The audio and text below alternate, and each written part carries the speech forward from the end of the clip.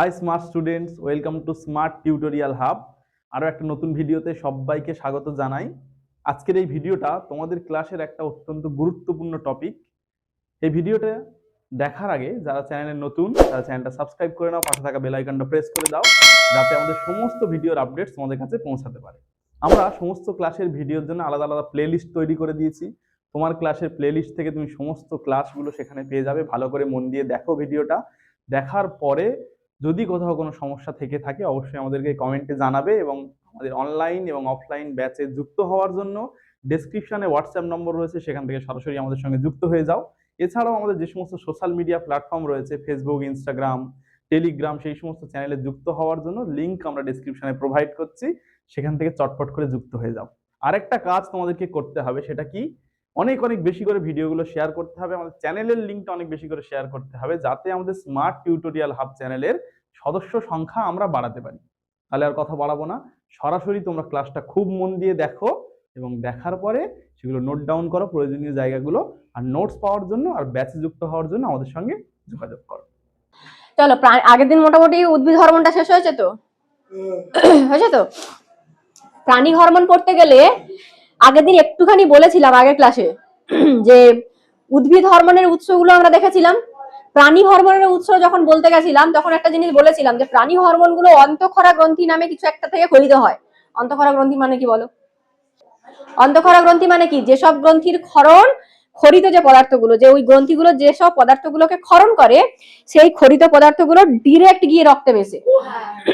কিন্তু বহিঃক্ষরা মানে তার একটা নালীপদ আছে, সেই নালীপদ দিয়ে গিয়ে রক্তে মেশে, ঘুরিয়ে ঘুরিয়ে গিয়ে রক্তে মেশে। হলো, এই হরমোন কোথা থেকে খরিত হয়? অন্তঃক্ষরা গ্রন্থি থেকে। উদ্ভিদের তো আর এরকম গ্রন্থির কোনো ব্যাপার ছিল না, সেজন্য আমরা দেখেছিলাম ভাজক কলা টলা এইসব থেকে খরিত হয়েছিল। কিন্তু প্রাণীর ক্ষেত্রে কিন্তু অন্তঃক্ষরা গ্রন্থি থেকেই খরিত হবে। ঠিক আছে?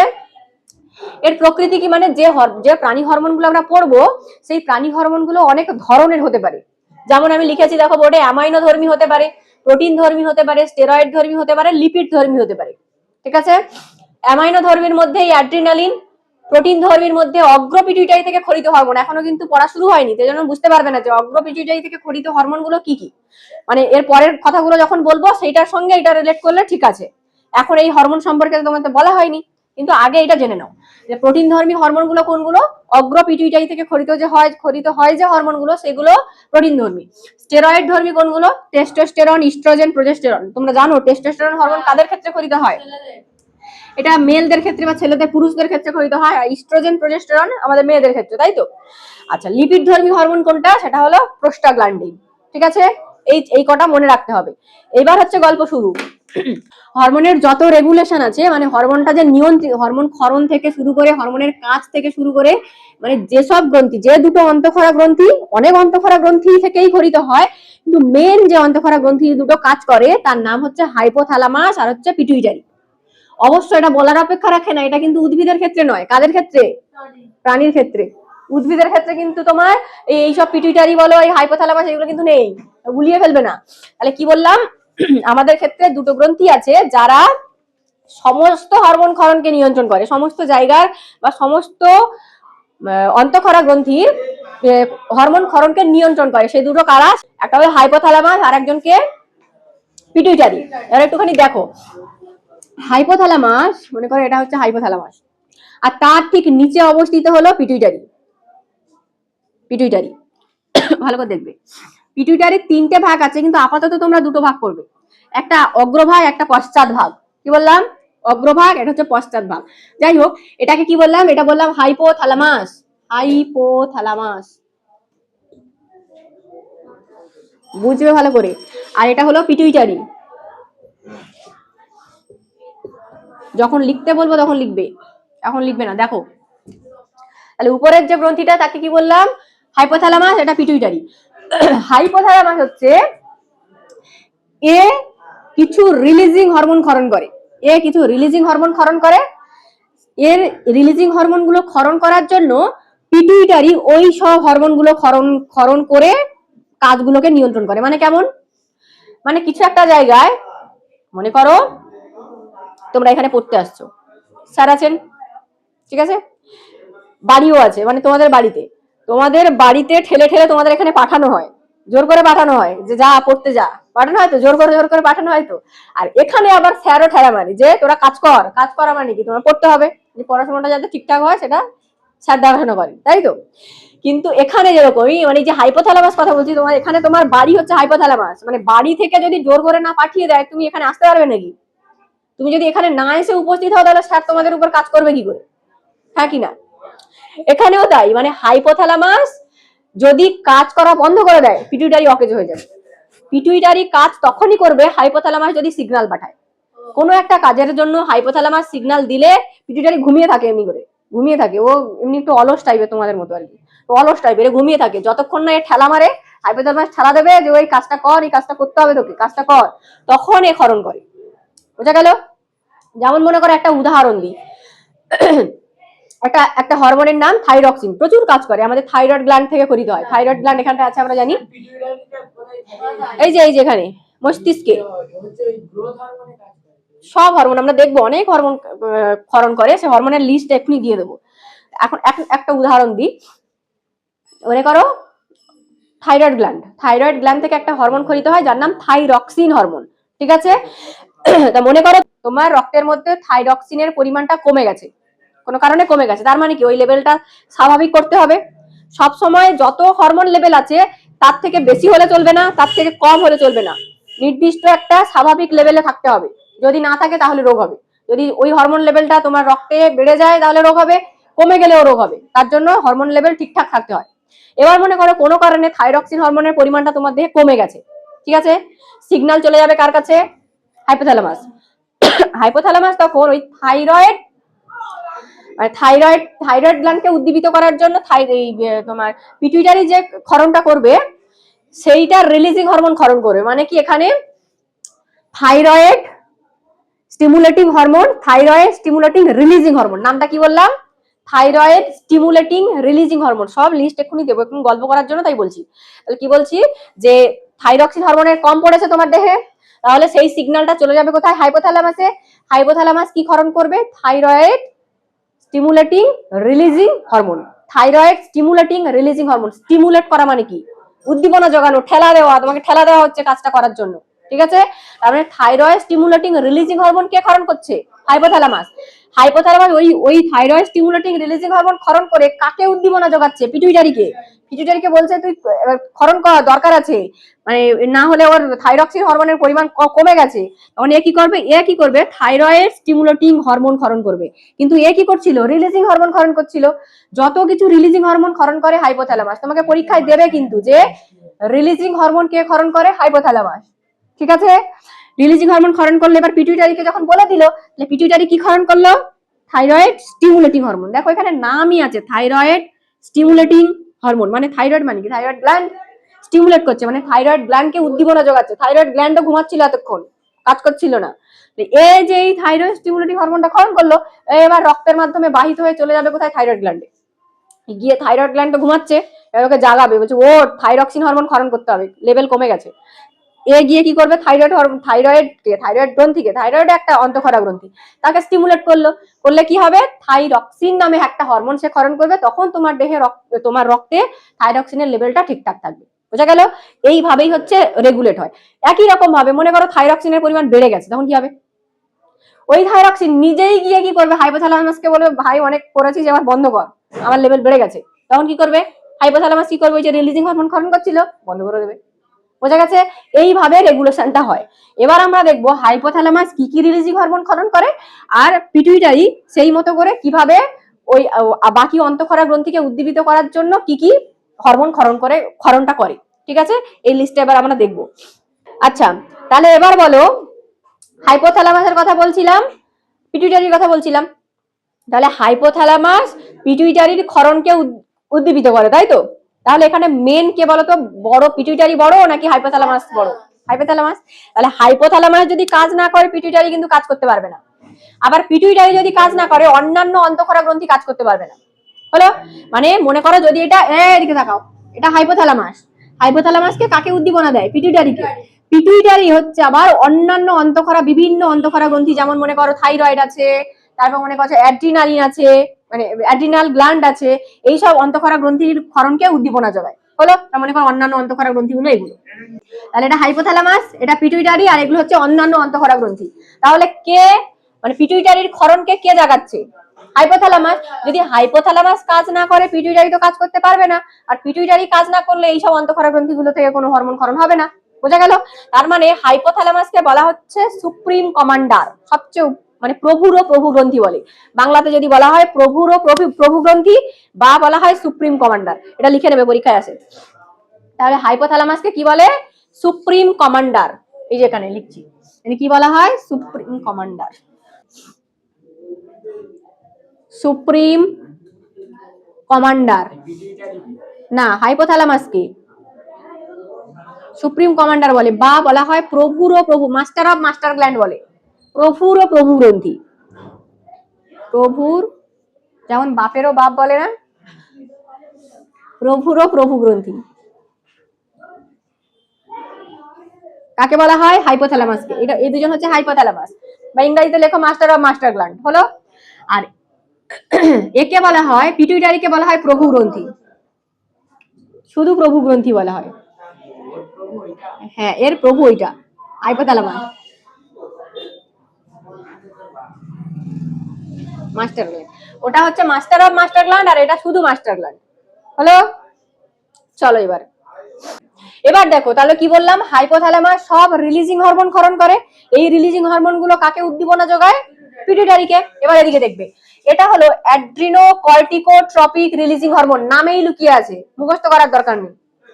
অ্যাড্রিনোকর্টিকোট্রপিক রিলিজিং হরমোন, এটাকে সংক্ষেপে এরকম লেখা হয়।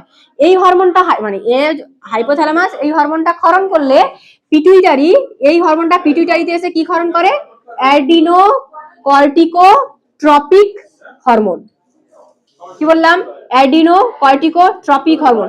কখন ক্ষরণ হবে? যখন হাইপোথ্যালামাস অ্যাডিনোকর্টিকোট্রপিক রিলিজিং হরমোন ক্ষরণ করবে, তার আগে নয়।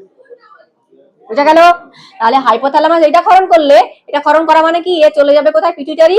পিটুইটারিকে গিয়ে উদ্দীপিত করলে পিটুইটারি কি ক্ষরণ করবে? Adrenocorticotropic releasing hormone. Sorry, releasing hormone নয়, ট্রপিক হরমোন। তো এখানে এই যে ট্রপিক হরমোন বলা হচ্ছে কেন, এটাও পরীক্ষায় আসে। মানে দেখবো পিটুইটারি থেকে খরিত যত হরমোনের নাম লিখবো সবই দেখবে ট্রপিক হরমোন লিখছি, সবই দেখবে ট্রপিক হরমোন লিখছি। আগে লিখে নিই, তারপর বলছি, ঠিক আছে? তাহলে কি বললাম? তাহলে অ্যাড্রিনোকর্টিকোট্রপিক রিলিজিং হরমোন হাইপোথ্যালামাস ক্ষরণ করছে, ও গিয়ে পিটুইটারিকে গিয়ে উদ্দীপিত করে পিটুইটারি কি ক্ষরণ করছে? অ্যাড্রিনোকর্টিকোট্রপিক হরমোন, ফুল ফর্ম আছে, হলো। এবার দেখো জিএইচআরএইচ, জিএইচ কথার অর্থ হচ্ছে গ্রোথ হরমোন। নাম কি? Growth hormone. হাইপোথ্যালামাস কি ক্ষরণ করছে বলো, বোর্ড দেখে বলো? Growth hormone releasing hormone. মানে গ্রোথ হরমোনটা যে ক্ষরণ করবে, এই গ্রোথ হরমোনের রিলিজিং হরমোনটা কে ক্ষরণ করে?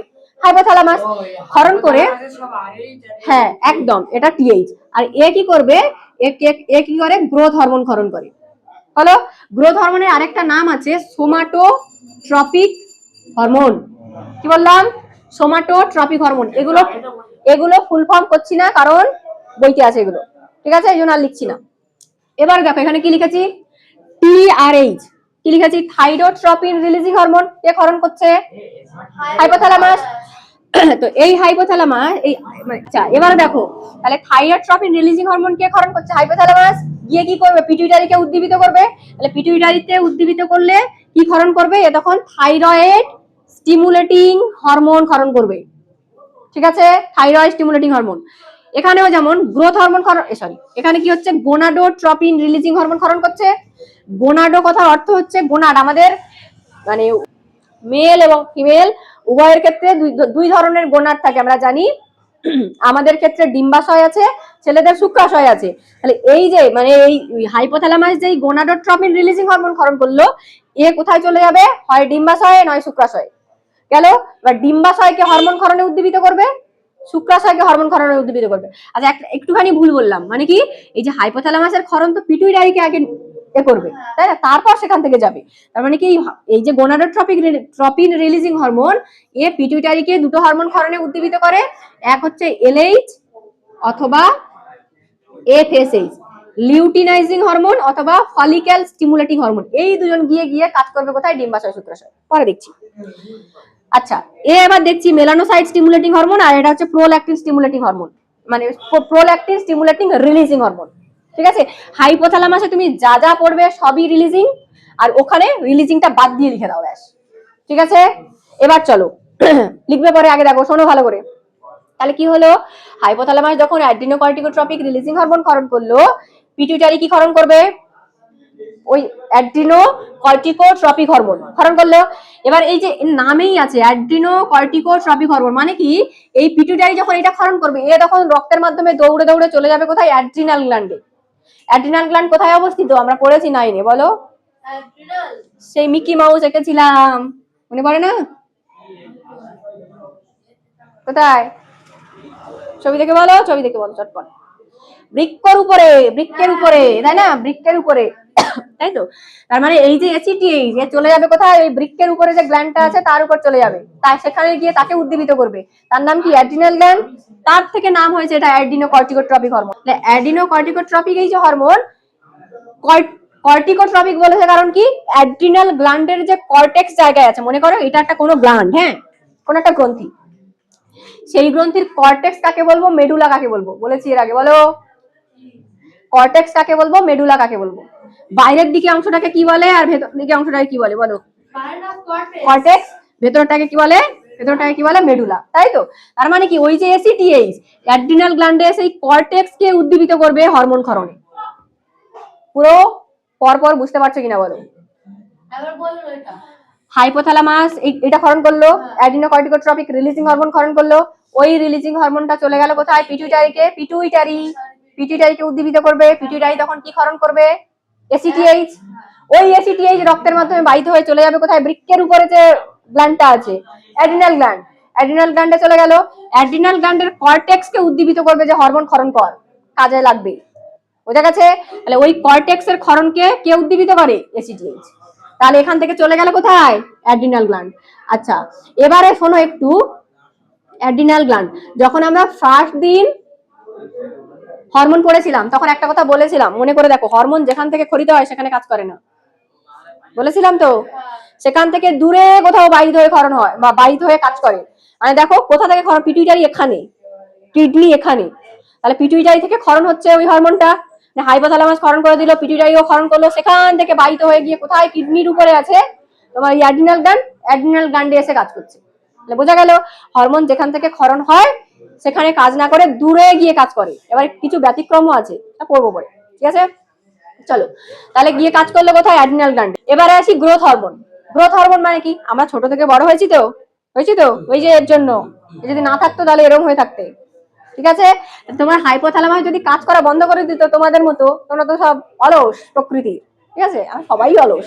তাহলে তোমাদের মতো যদি হাইপোথ্যালামাসে বলতো দূর কাজ করবো না, থাক কাজ করবো না, থাক, তাহলে ওই এরকম হয়ে থাকতাম, তাহলে এত বড় হতো না, হলো।